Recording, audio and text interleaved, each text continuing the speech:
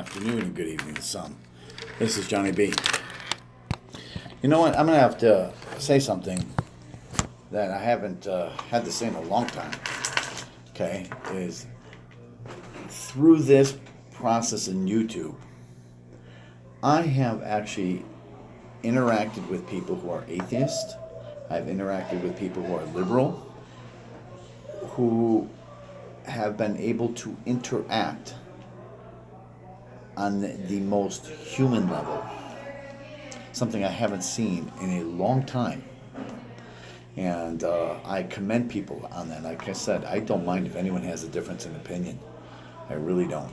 I actually love it because I love the debate.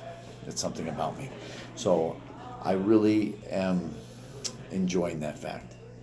Another thing that I've had quite a few people tell me this, and they're pointing out the fact that his in-ears all was actually sitting on his shirt afterwards. What they're saying happened was he went up first in front of the judges, told them he didn't want to perform. They allowed him to perform.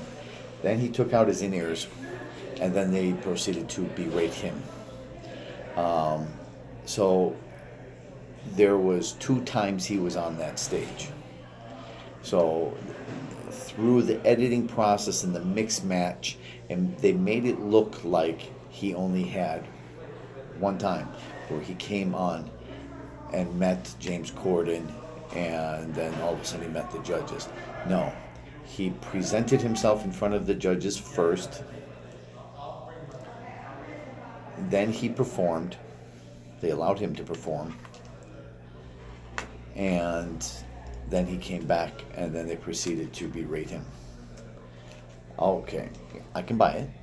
I don't know if it's all true or not, but I'll buy it because it seems like a pretty solid argument, and they said that they have people who were in the audience there that can justify that that's what happened. I'm not going to call anybody a liar for that, especially when they come up with some pretty good explanations why they wouldn't have a reason to lie. Okay, so unless somebody can prove that differently, I'm gonna go with that particular theory, because it seems pretty good. If it is not the truth, or it is altered, or if I did not deliver it the right way, please let me know, because I do not like to spread rumors or propaganda, because that's not me. All right, so we are all fans of the mosh here, and we're running into all different types of ideologies. Okay, and that's what's amazing. So we started off with one simple core. We were all fans, and now we get to see the core behind of who he is, and the core behind who his fans are. And you're not going to agree with everything I say. Like I said, I'm a punch in the face type of reactor. That's why my logo is a big old fist in the like I'm punching you, right? So that's why my logo is exactly that. I don't tell people my blog site, but I do have a blog site, and you'll have to figure out what it is. You'll have to be clever enough to figure it out. Okay, I'm going to continue doing my podcast. My podcasts tend to be a little more political than these. Okay, this I really like to go and delve more into the philosophy, more into what kind of outstanding human being he is. And I also like going into his songs as well. The only reason that I, as someone who's a new reactor, but someone who has listened to his songs endlessly, don't react to his songs as much, is because it wouldn't be an honest reaction. What am I supposed to do? Listen to another song? No, I've listened to it 100 times already. So I'm not going to do that unless I'm going to talk about things that I kind of pick up or something like that. But it's not a true reaction video. Okay? So when it is a true reaction video, I'll be more than happy to do that. As I have stated before, I do not do reaction videos of other artists because I don't care. I don't care about them. So I'm not trying to pick up my. I'm not trying to have clickbait by having all different types of people. No, I'm a Dimash fan. That's it. Okay, so but I wanted to get on here and say it was really appreciative to actually read comments by people who were liberals, by people who were atheists, and they had comments that were really down to earth. Okay, it was really nice. It was nice to see that. I love people that are intelligent. It's one of my favorite things in the world. So when people can lay a concise argument down, I like that. It tells me a lot about who they are. And but somebody brings up about the Catholic Church and saying that um, and trying to refer to our morality based on priests who have raped people. That's like the one. That's kind of like being a liberal to me.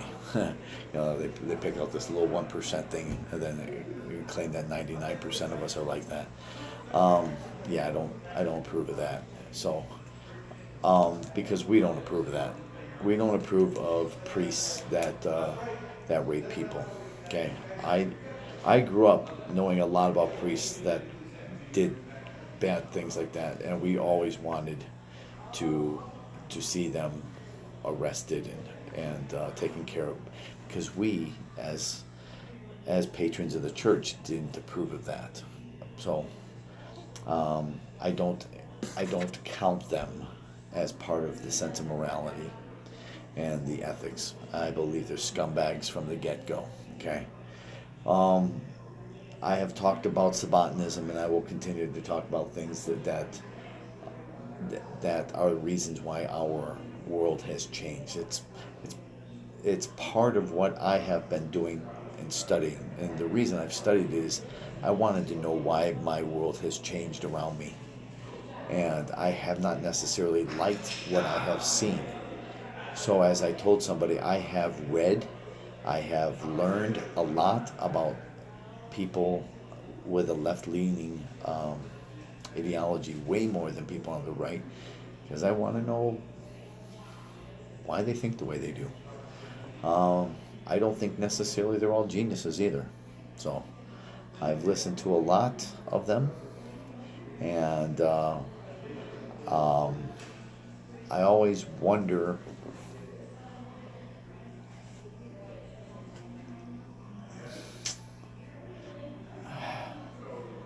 about them. I wonder what their goal is, their motive. And after learning so much about Herbert Marcuse, I started learning about Eric Fromm, I understand the end game of Sabbatinism. I understand the end game of what's supposed to be happening. So, as I used to say, many of the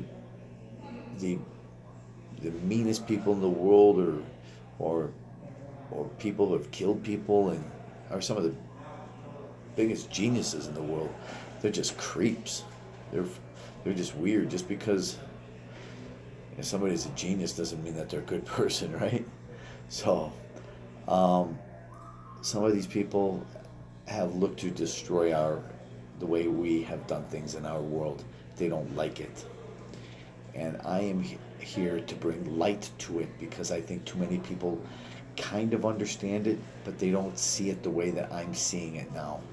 I am able to unpack this whole postmodernism and cultural Marxism.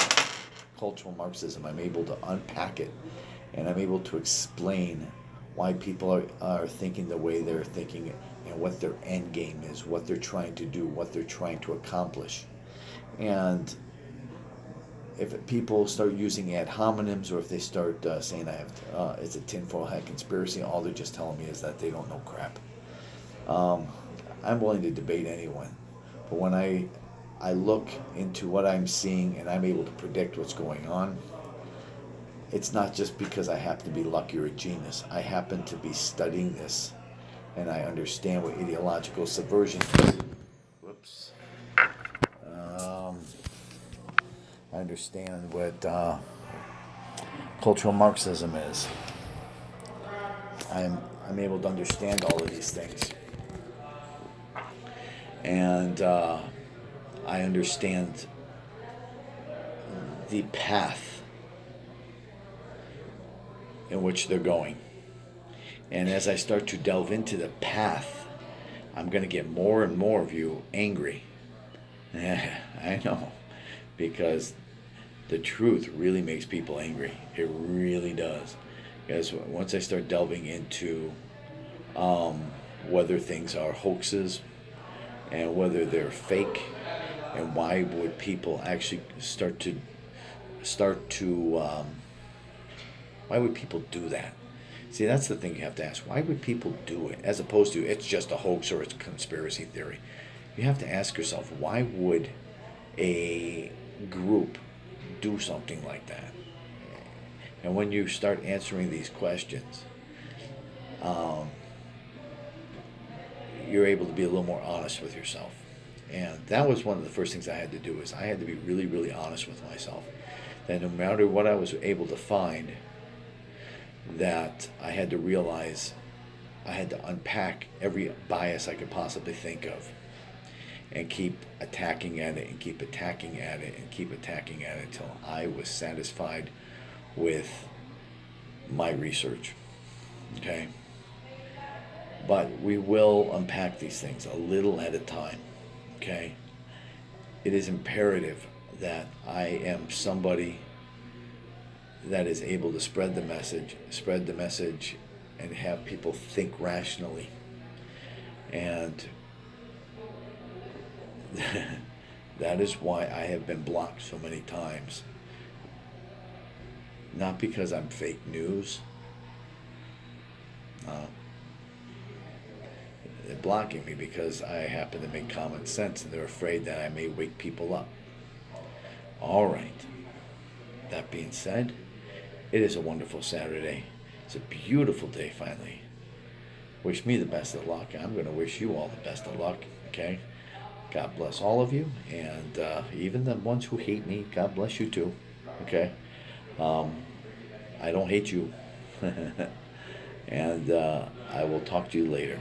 Okay? Peace out. This is Johnny B.